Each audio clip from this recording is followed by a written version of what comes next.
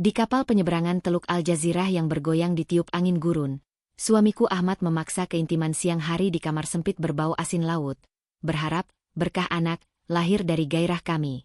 Tapi malam di rumah sahabatnya Khalid, saat Ahmad mendengkur pulas, Khalid bisik rahasia getir. Istrinya Zahra masih cinta Ahmad, mantan yang curi kehormatannya. Pelan-pelan, "Mbak," katanya, tapi kecupan hangatnya seperti kurma matang menyulut api terlarang di samping suamiku. Bikin jantungku degup seperti genderang adzan malam. Benar kata sahabat Yasmin, rasanya luar biasa baper. Tapi siapa sangka, dosa gurun itu justru lahirkan keajaiban 2 garis merah sebulan kemudian? Cinta di perjalanan gurun. Waktu Yasmin, sahabatku sejak sekolah di Madinah Al-Zahra, menceritakan pengalamannya, aku tak bisa mempercayai ceritanya. Dia bilang pernah merasakan hal itu di samping suaminya yang tidur lelap. Katanya rasanya luar biasa hingga membuatnya baper. Dengan jantungan yang berdegup kencang seolah menyatu dengan irama angin malam. Dulu, kupikir cerita Yasmin hanya hayalan atau fiksi semata.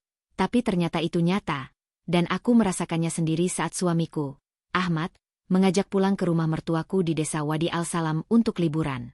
Maklum, kami sudah 5 tahun menikah dan merantau ke Madinah Al-Zahra, kota yang dikelilingi bukit-bukit pasir, oase kecil dengan pohon kurma yang bergoyang pelan, dan souk yang ramai dengan aroma za'atar, sumak, dan kain sutra warna-warni yang berkibar ditiup angin gurun yang hangat.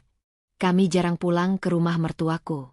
Biasanya saat Idul Fitri atau libur panjang, kami pulang ke rumah orang tuaku di kota tetangga, bukan ke desa mertua di Wadi Al-Salam yang terpencil, dengan jalanan berpasir dan lampu-lampu minyak di warung-warung kecil. Aku selalu mengingatkan Ahmad agar sesekali kami ke rumah orang tuanya, tapi dia menolak, lebih memilih rumah orang tuaku karena lebih dekat. Dengan jalanan yang diterangi lampu temaram dari souk dan aroma roti pita panggang yang menggoda. Namun liburan kali ini, Ahmad sendiri yang mengusulkan ke Wadi Al-Salam, sebab sudah 5 tahun kami tak ke sana. Dia seperti menyadari bahwa silaturahmi yang terputus dengan bapak ibunya mungkin jadi penghalang kami belum dikaruniai anak, sebuah doa yang selalu kami panjatkan di masjid kecil dekat rumah kami. Akhir tahun, kami pun berangkat ke desa mertuaku. Perjalanan panjang, menyeberangi lautan pasir yang luas dengan mobil gurun atau karavan unta, dengan angin membawa aroma tanah kering, debu halus, dan manisnya kurma matang dari oase di kejauhan.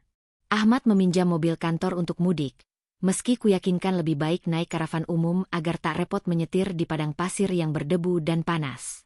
Tapi Ahmad bersikeras, katanya bawa mobil sendiri lebih enak supaya bisa mampir di oase-oase kecil, menikmati pemandangan gurun yang luas dengan langit jingga saat senja, sambil menikmati rasa manis kurma segar yang kami petik di perjalanan dan aroma teh mint yang diseduh di warung pinggir jalan.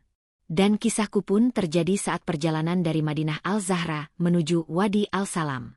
Aku tak pernah menyangka apa yang diceritakan Yasmin akhirnya kualami sendiri. Benar kata Yasmin, rasanya luar biasa. Sangat sulit dijelaskan hanya lewat kata karena aku benar-benar baper. Dengan suara adzan asyar yang samar terdengar dari masjid di kejauhan, bercampur aroma minyak zaitun dan rempah dari warung-warung kecil yang kami lewati di tepi jalan berpasir. Awalnya, aku berniat memakai jilbab panjang dan abaya longgar agar praktis selama perjalanan panjang, tapi Ahmad melarang dengan nada lembut. "Pakai abaya pendek saja, sayang, biar lebih santai. Kita kan cuma berdua di mobil, bukan naik karavan umum yang penuh sesak dengan pedagang dan pelancong," katanya, sambil menyeruput kopi Arab yang harum dengan aroma kapulaga yang kental dari cangkir kecil di tangannya. Aku akhirnya menurut, lagian aku memang suka pakaian simpel, dan abaya pendek dengan warna biru safir yang serasi dengan langit gurun adalah pilihanku sehari-hari.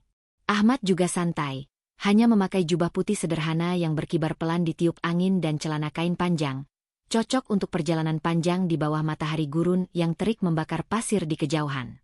Namun, saat sampai di pelabuhan penyeberangan Teluk Al-Jazirah, dengan aroma air laut yang asin bercampur bau minyak kapal dan debu pasir yang terbawa angin, aku baru tahu alasan sebenarnya di balik saran Ahmad.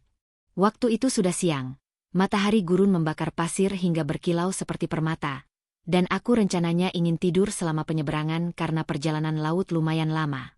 Seperti biasa, Ahmad menyewa kamar kecil milik ABK di kapal agar kami lebih nyaman, dengan dinding besi yang dingin dan berkarat, serta aroma air laut yang menyelinap lewat celah-celah ventilasi kecil. Di kamar itu, Ahmad baru bilang kenapa dia menyuruhku pakai abaya pendek.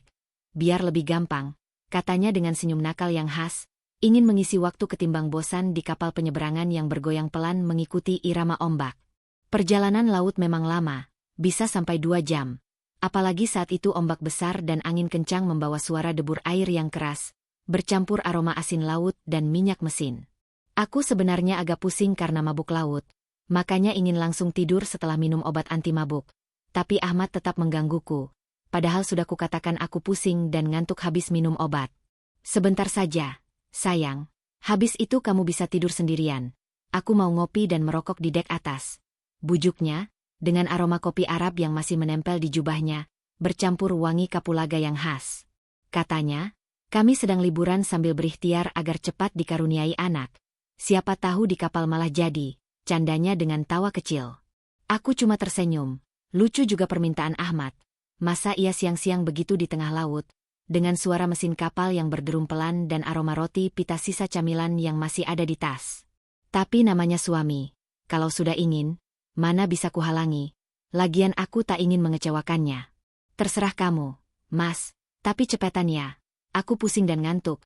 Pokoknya aku mau tidur biar pas bangun kapal sudah sampai tujuan. Kataku, sambil mencium aroma roti pita dan kurma yang tersisa di kamar kecil itu. Perjalanan pulang ke rumah mertua memang jauh. Harus naik mobil, menyeberangi Teluk Al-Jazirah, dan lanjut mobil lagi. Diperkirakan sampai sore sekitar pukul 3. Aku sebenarnya malas di kapal. Ahmad malah minta seperti itu. Tak sabar sampai ke rumah. Tapi sebagai istri, aku tak bisa menolak keinginannya. Lagian pikiranku sedang tak karuan. Masih memikirkan bagaimana nanti bertemu mertuaku setelah 5 tahun tak pulang. Takut dikira aku yang tak mau berkunjung ke rumah mereka di desa yang dikelilingi pohon kurma dan zaitun. Akhirnya, aku diam saja sambil menahan ngantuk dan pusing. Kupikir Ahmad cuma sebentar seperti biasa. Dan benar dugaanku, baru sebentar dia sudah selesai, lalu pamit ke dek atas. Aku ngopi dan merokok di atas. Sayang, tidur saja. Nanti kalau kapal sandar aku bangunin. Katanya, sambil menutup pintu besi kamar dengan bunyi berderit. Aku langsung tidur karena pusing dan ngantuk habis minum obat.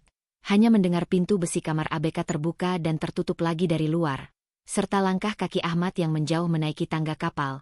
Dengan suara ombak yang menghempas lambung kapal dan aroma air laut yang semakin kuat. Aku tak ingat berapa lama aku terlelap. Sempat terbangun sebentar. Tapi tidur lagi karena kapal belum sampai. Aku merasa antara sadar dan tak sadar. Pusing karena kapal oleng terbawa ombak besar. Kadang mataku terbuka melihat dinding besi yang berkarat dan jendela kecil dengan pemandangan laut yang bergoyang. Tapi ku merem lagi, berusaha tidur agar tak mual, dengan aroma air laut yang asin menyelinap ke kamar. Mau naik ke dek atas untuk nyusul Ahmad, tapi aku malas. Takut tambah pusing kalau berjalan di lorong kapal yang sempit dengan bau minyak mesin yang menyengat. Kulihat di ponsel, baru pukul 13.30. Kapal masih 1,5 jam lagi sampai ke dermaga tujuan.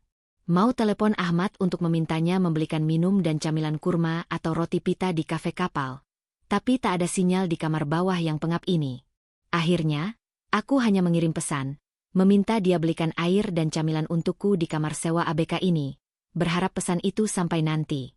Setelah mengirim pesan, aku lanjut rebah di ranjang kecil dengan kasur tipis, mencoba tidur lagi, dengan harapan Ahmad akan kembali membawa pesananku.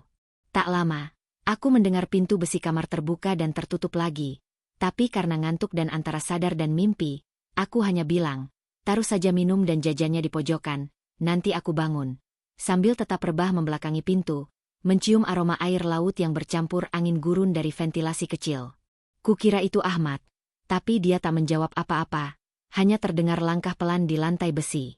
Biasanya kalau di kapal, Ahmad suka ngopi dan merokok di kafe kapal di dek atas. Tak peduli istrinya yang ditinggal di kamar. Tapi kali ini dia tak pergi lagi. Setelah mengantar minum dan camilan, dia malah tanpa aba-aba memulai lagi seperti tadi. Aku awalnya ingin menyuruhnya naik saja ke atas, biar dia ngopi dan merokok agar tak bosan selama perjalanan kapal. Tapi karena aku antara sadar dan mimpi, aku tak bisa berkata apa-apa. Apalagi dia sudah memulai semuanya dengan lembut. Aku agak heran juga saat itu. Tak seperti sebelumnya yang buru-buru, kali ini dia seperti ragu-ragu, seolah takut mengganggu tidurku atau khawatir aku marah karena dibangunkan saat aku sedang pusing karena mabuk laut. Sampai akhirnya ku bilang, udah nggak apa-apa, Mas, aku udah mulai stabil dan nggak pusing kok. Kataku, menahan tawa kecil, tetap membelakangi karena malu menatapnya langsung. Aku hanya bisa membayangkan wajah Ahmad yang pasti sedang tersenyum nakal. Seperti biasa kalau dia sedang ingin sesuatu, takut tak kuberikan apa yang diinginkannya. Akhirnya, perjalanan pulang ke Wadi Al-Salam kuanggap sekalian sebagai liburan bulan madu bersama Ahmad. Siapa tahu benar katanya, di kapal ini kami bisa mendapat rezeki anak seperti yang selalu kami doakan. Jujur, saat itu aku seperti sedang bermimpi di siang bolong. Karena Ahmad terasa begitu berbeda. Tak seperti biasanya, kali ini lebih lama dan terasa lain. Dengan aroma kopi Arab yang masih samar di udara bercampur bau air laut yang asin. Tadi di kapal cuma sebentar. Dia selesai cepat dan langsung ninggalin aku tidur sendirian di kamar sewa ABK ini. Tapi setelah ngopi dan merokok di dek atas, kok sekarang Ahmad jadi beda sekali. Seperti bukan dia yang kukenal, membuatku merasa seperti terbawa mimpi yang indah. Aku tak tahu apakah dia yang memang berbeda atau aku yang terbawa mabuk laut hingga rasanya seperti halusinasi. Yang jelas, kurasakan momen itu jauh lebih lama dari biasanya. Malah aku bisa sampai 2 kali. Seperti terbangun dari mimpi, begitu indah dan syahdu. Apalagi ombak besar dan angin kencang membuat kapal oleng seperti mengikuti irama simfoni alam, dengan suara debur air yang keras di luar. Suara pintu besi kamar sebelah yang terbuka tutup dan gemuruh mesin kapal yang berisik membuatku tak ragu atau malu kalau suaraku terdengar oleh orang lain. Lagian rasanya seperti mimpi saja, tak nyata. Selama 5 tahun menikah dengan Ahmad, kami memang selalu seperti pasangan baru yang sedang berbulan madu. Apalagi kami belum punya anak, jadi lebih banyak waktu berduaan dan tampak harmonis di mata orang lain. Meski saat itu Ahmad terasa begitu berbeda, aku menikmati perjalanan di kapal penyeberangan ini, dengan aroma air laut dan angin gurun yang bertiup pelan melalui ventilasi kecil, seolah membawa rahasia yang tak terucap. Kali ini, aku yang awalnya ngantuk dan pusing karena mabuk laut jadi tak pusing lagi, malah baper karena momen bersama Ahmad tadi. Entah berapa lama itu berlangsung, yang jelas habis itu aku ketiduran lagi, hanya mendengar langkah kaki yang keluar dari kamar dan pintu besi yang tertutup dengan bunyi berderit dari luar. Kukira Ahmad sudah lega dan ingin kembali ngopi serta merokok di dek atas sambil menunggu kapal sampai di dermaga tujuan. Namanya juga naik kapal penyeberangan. Saat ombak besar dan angin kencang seperti itu, kapal mengayun dengan lembut, membuatku nyenyak tidur di ranjang kecil yang berderit. Aku baru terbangun hampir pukul 3 sore ketika kapal yang kami tumpangi sudah mau bersandar di dermaga tujuan. Tapi bukan karena suara sirine kapal yang berbunyi, melainkan karena dibangunkan, bukan oleh Ahmad, tetapi oleh seorang ABK kapal. Aku kaget campur malu saat membuka mata dan melihatnya. ABK itu masih muda, sekitar 24 tahun, tinggi, tampan seperti baru lulus dari akademi pelayaran, dengan seragam biru tua yang sedikit lusuh dan aroma minyak kapal yang menempel di tubuhnya. Maaf, Nyonya, kapal sudah hampir sandar. Saya diminta suami Nyonya untuk memberitahu dan membangunkan Nyonya, katanya dengan suara lembut dan sopan, tapi tatapan mata dan senyumnya yang penuh makna membuatku grogi, seperti ada sesuatu yang tersembunyi di balik sorot matanya. Suami Nyonya sudah menunggu di mobil. Mari saya bantu membawakan barang-barang Nyonya. Lanjutnya, berdiri di dekat pintu besi dengan aroma air laut yang masih tercium. Aku segera bangun, merapikan abaya pendeku yang kusut karena tidur dan menyisir rambutku di bawah jilbab yang sedikit berantakan, dengan tangan yang sedikit gemetar karena malu. Oh, iya, Mas. Maaf, saya ketiduran nyenyak sekali. Terima kasih ya sudah membangunkan, balasku dengan ramah, mencoba menutupi rasa grogi sambil mencium aroma air laut yang masih menempel di kamar kecil itu. Ahmad ternyata sudah menunggu di mobil. Mesin sudah menyala karena mobil kami berada di barisan depan, siap keluar dari kapal. Pukul 15.15, kami akhirnya turun dari kapal dan meninggalkan pelabuhan untuk melanjutkan perjalanan. Dengan pemandangan gurun yang luas membentang di depan kami, pasir berkilau di bawah matahari sore, dan angin yang membawa debu halus serta aroma tanah kering yang khas. Awalnya, aku tak lagi memikirkan perjalanan di kapal atau ABK yang membangunkanku tadi. Tapi saat sudah di dalam mobil, aku tiba-tiba teringat minuman dan camilan kurma yang kutinggal di kamar sewa ABK di kapal. Saat kusebutkan ke Ahmad, dia malah balik bertanya dengan wajah bingung. Mungkin kamu cuma bermimpi, sayang. Aku nggak pernah beli minuman atau camilan apa-apa. Aku ngopi dan merokok di dek atas sampai kapal sandar. Katanya, mengira aku bercanda atau sedang menggodanya. Atau kamu sengaja ya? Mentang-mentang aku lupa nggak belikan minum dan camilan di kapal. Tambahnya, tertawa kecil sambil meminta maaf. Dia lalu berhenti di sebuah warung kecil di pinggir gurun, dengan papan kayu bertuliskan nama warung dalam huruf Arab yang sederhana, untuk membeli air, camilan roti pita, dan rokok kesukaannya. Sementara aku menunggu di mobil, mencium aroma teh mint yang tercium dari warung dan angin gurun yang bertiup pelan. Saat itu, pikiranku jadi campur aduk, jantungku berdegup kencang. Kalau bukan Ahmad yang masuk ke kamar ABK tadi, lalu siapa? Kalau cuma mimpi, tak mungkin. Aku benar-benar merasakannya, bukan sekadar hayalan atau halusinasi. Masa ia itu pemuda ABK yang tadi membangunkanku? Dadaku semakin berdebar. Apalagi teringat bagaimana dia sempat ragu-ragu. Pantas saja karena ternyata bukan Ahmad. Aku malu sekali kalau mengingatnya. Karena kukira itu Ahmad yang kembali. Jadi aku menyambutnya dengan hangat. Aku berusaha bersikap wajar. Lagian kalau kuceritakan ke Ahmad, dia pasti tak percaya.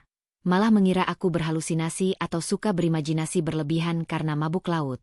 Selama perjalanan lanjut dengan mobil di tengah gurun yang mulai gelap, aku cuma diam, tak mengungkit soal kejadian di kapal lagi, memilih menyimpan sendiri rahasia itu sambil berharap nanti saat pulang kami akan naik kapal yang sama, dengan aroma kurma dan kopi Arab yang masih terngiang di pikiranku.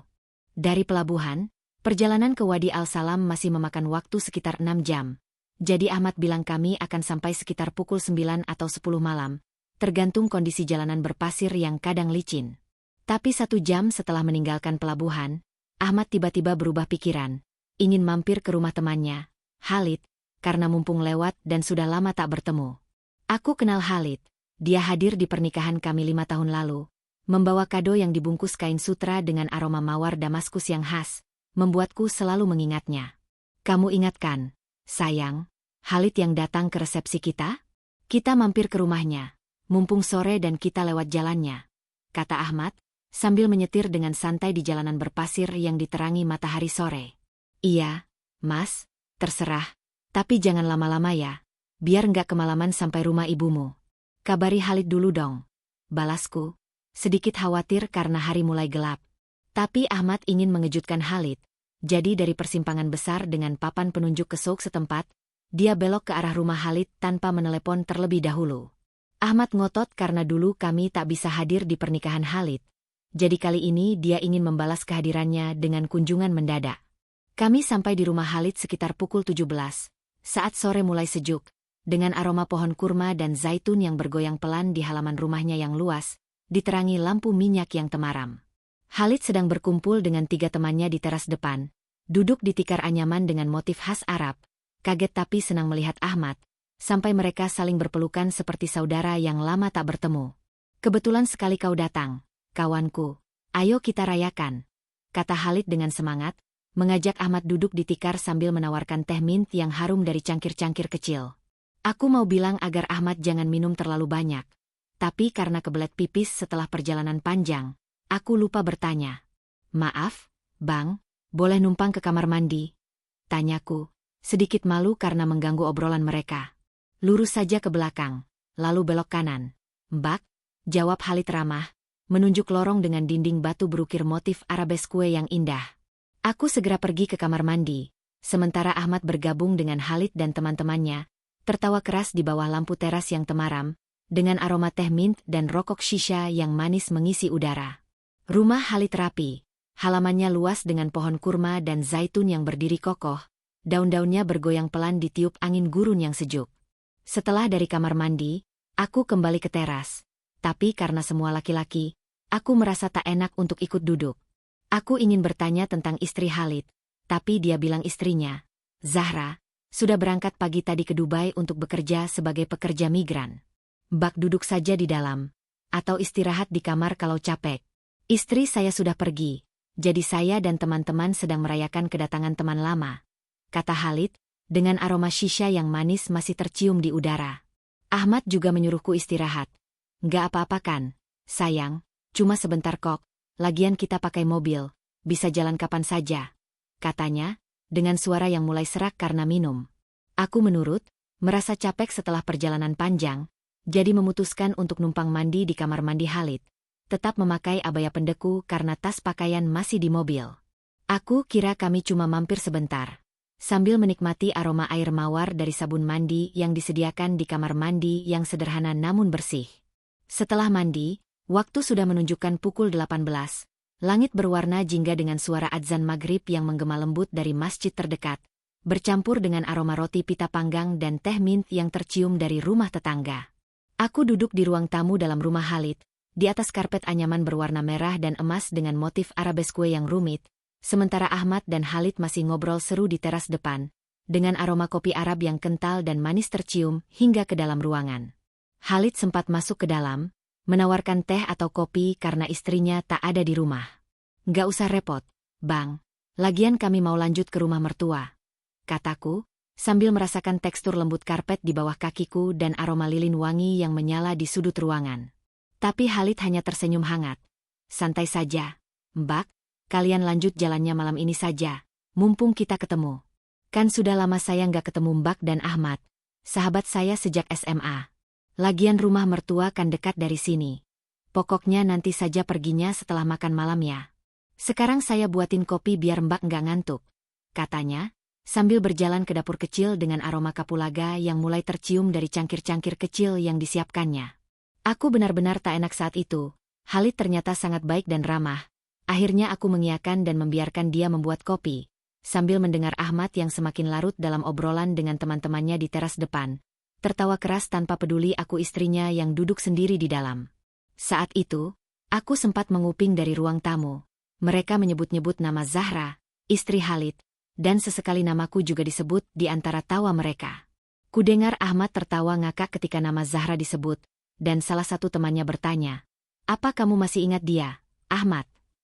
Dari situ, aku baru tahu bahwa Zahra ternyata pernah menjadi kekasih Ahmad dulu, sebelum akhirnya berjodoh dengan Khalid. Jujur, saat itu aku merasa kecewa pada Ahmad. Saat kami menikah, dia selalu bilang bahwa aku adalah wanita pertama dan cinta pertamanya.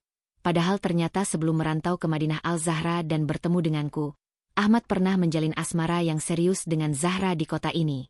Walau aku hanya menangkap obrolan mereka secara samar-samar dari dalam ruang tamu, ceritanya sudah cukup jelas bagiku yang diam-diam menguping di balik pintu kayu berukir.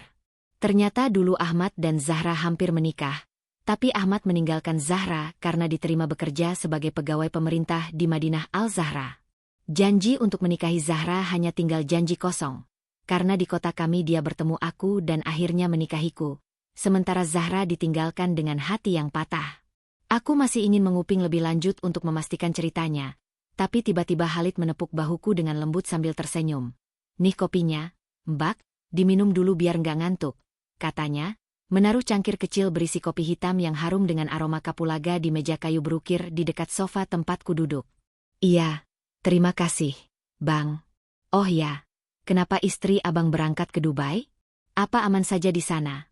tanyaku, mencium aroma kopi yang kental dan hangat, berusaha membuka pembicaraan tanpa terlihat curiga. Aku sebenarnya sangat ingin bertanya langsung apakah benar Zahra adalah kekasih dan tunangan Ahmad dulu.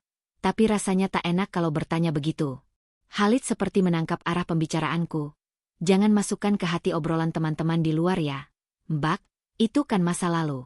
Istri saya sudah ke Dubai kok, bekerja di sana," katanya dengan nada menenangkan, seolah khawatir aku akan cemburu dan bertengkar dengan Ahmad hanya gara-gara cerita masa lalu itu.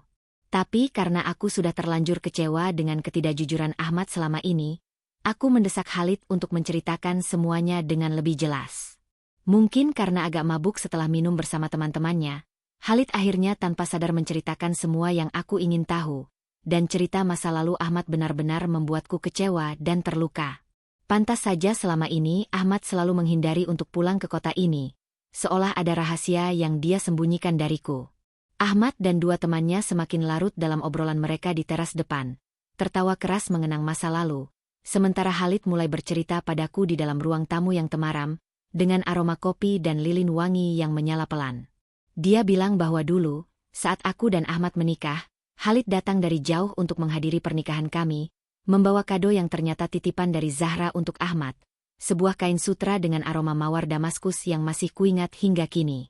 3 bulan setelah pernikahan kami, Khalid menikahi Zahra, mantan tunangan Ahmad, karena saat itu Zahra sedang hamil.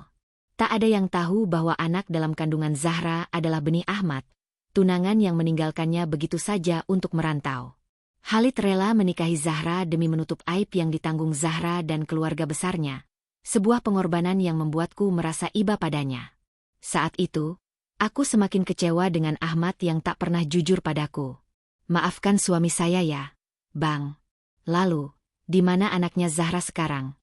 Tanyaku, penasaran, sambil menyeruput kopi yang mulai dingin, dengan aroma kapulaga yang masih terasa di lidah.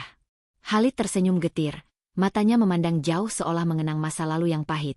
Usia kandungan Zahra hanya sampai 6 bulan. Mbak, lalu nasib berkata lain, dia keguguran.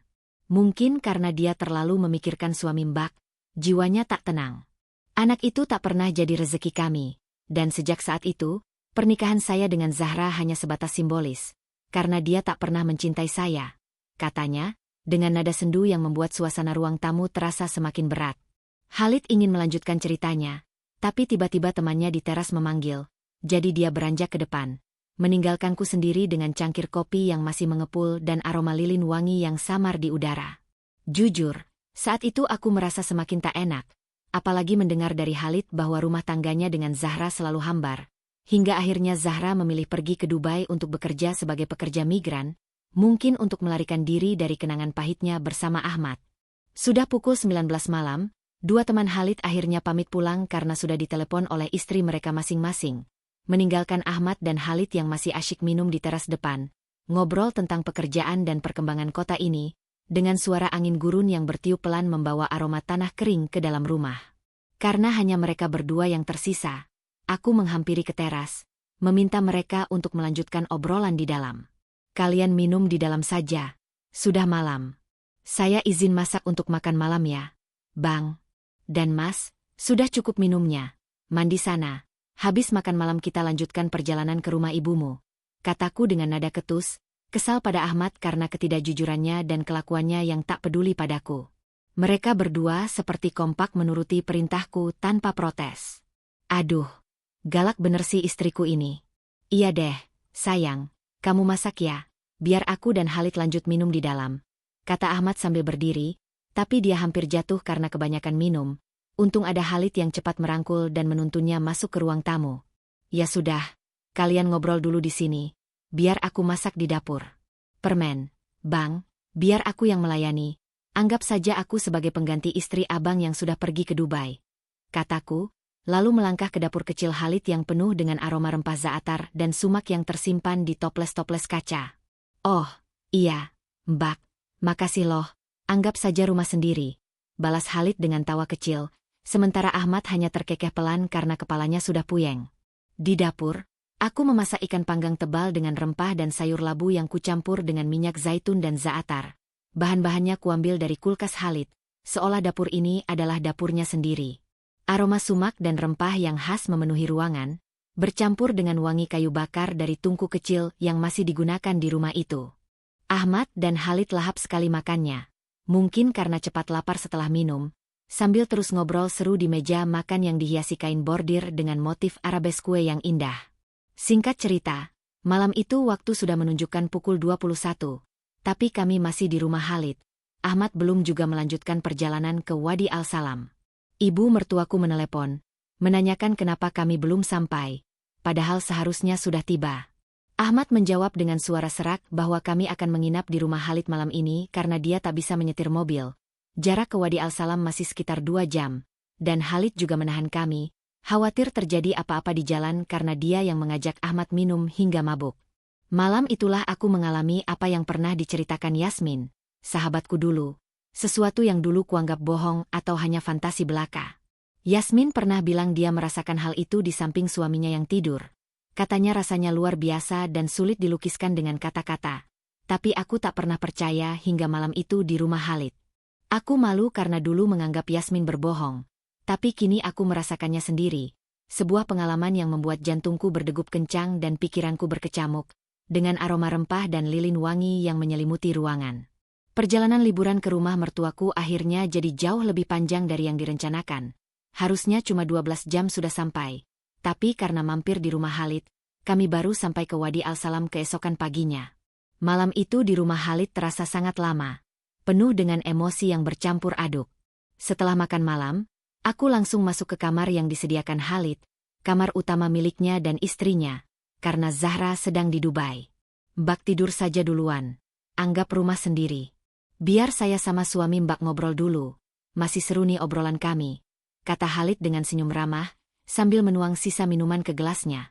Iya, sayang, kamu istirahat saja. Biar besok pagi kamu bangunin aku dan kita lanjut jalan ke rumah ibuku. Timpal Ahmad dengan suara yang sudah pelan karena kelelahan dan mabuk. Iya deh, Bang. Tapi kalian jangan kemalaman begadang ya. Takut suamiku bangun kesiangan besok. Aku nggak enak sama mertua. Nanti dikira aku yang nggak mau diajak ke rumah orang tuanya. Balasku dengan nada ramah tapi sedikit tegas, sambil mencium aroma lilin wangi yang menyala di sudut kamar. Pukul 22, aku masuk ke kamar yang sederhana tapi nyaman, dengan ranjang kayu berukir dan kasur yang ditutupi kain bordir berwarna biru tua.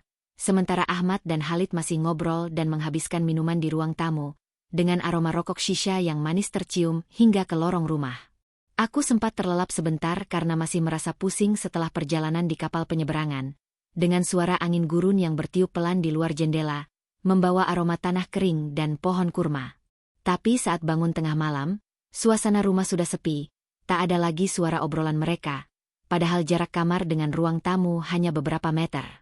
Aku keluar dari kamar dengan langkah pelan, dan benar saja, Ahmad sudah tidur pulas di sofa panjang di ruang tamu, mendengkur keras dengan aroma minuman yang masih tercium dari napasnya, sementara Khalid, sebagai tuan rumah, malah ketiduran di matras lantai di dekat sofa, dengan gelas kosong dan asbak penuh di sampingnya. Aku mulai membereskan gelas-gelas kotor, piring camilan yang berserakan, dan asbak yang penuh puntung rokok, tak tahan melihat rumah berantakan, apalagi aroma kopi dan shisha masih menempel di udara, bercampur dengan wangi lilin yang sudah meleleh. Kulihat jam di dinding menunjukkan pukul 1.30 dini hari, dengan cahaya lampu temaram yang menerangi ruang tamu, menciptakan bayangan lembut di dinding batu.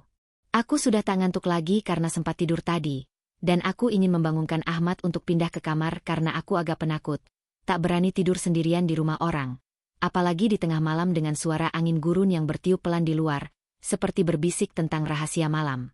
Aku melangkah pelan menuju sofa tempat Ahmad tidur, tapi tiba-tiba aku kaget bukan main karena Khalid, yang kukira sudah tidur, tiba-tiba menarik tanganku dengan lembut saat aku melewati matras tempat dia berbaring, di dekat sofa tempat Ahmad mendengkur. Bang, kok belum tidur? Ngagetin aku aja sih, kataku dengan suara pelan, hampir berbisik, karena takut Ahmad terbangun, padahal awalnya aku memang berniat membangunkannya untuk pindah ke kamar.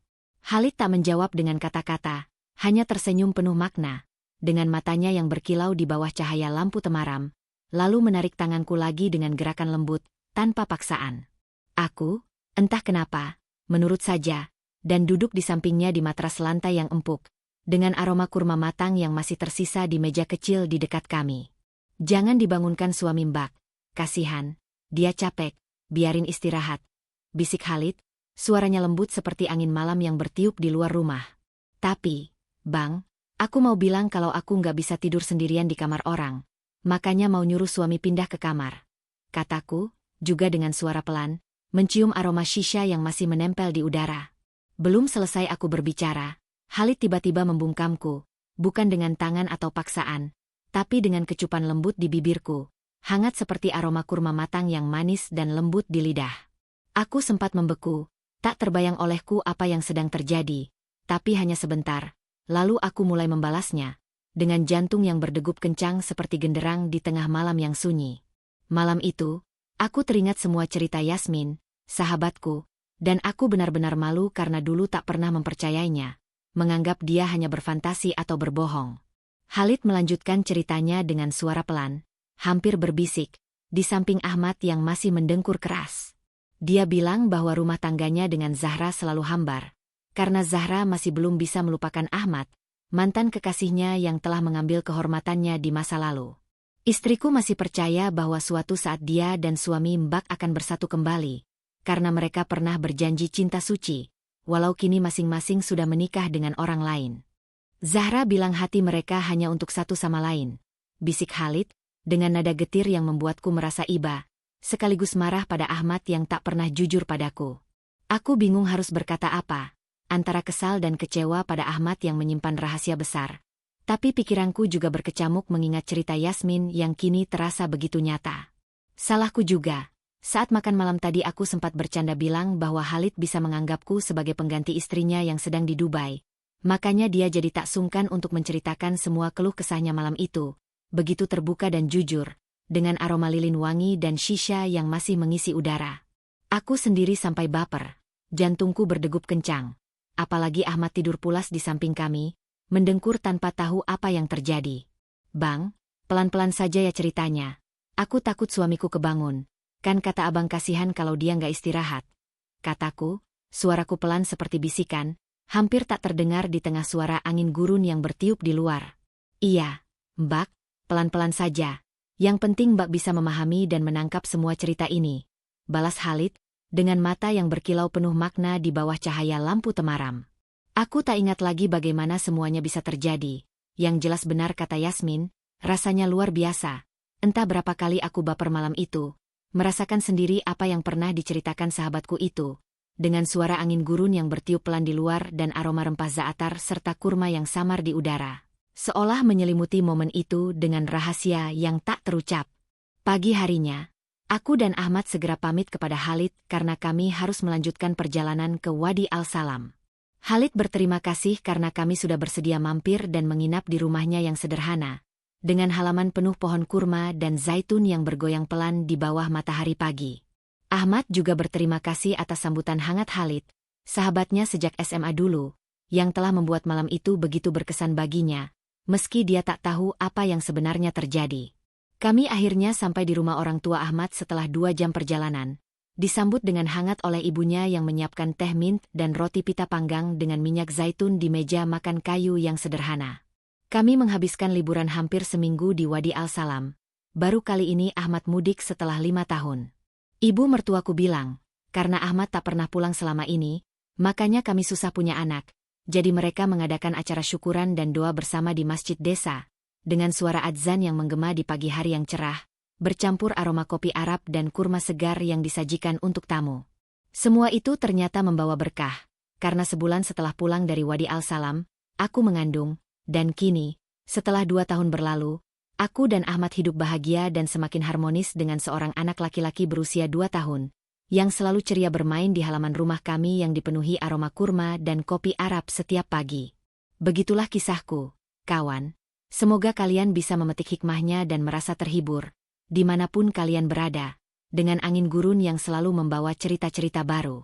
Terima kasih sudah menyimak sampai selesai.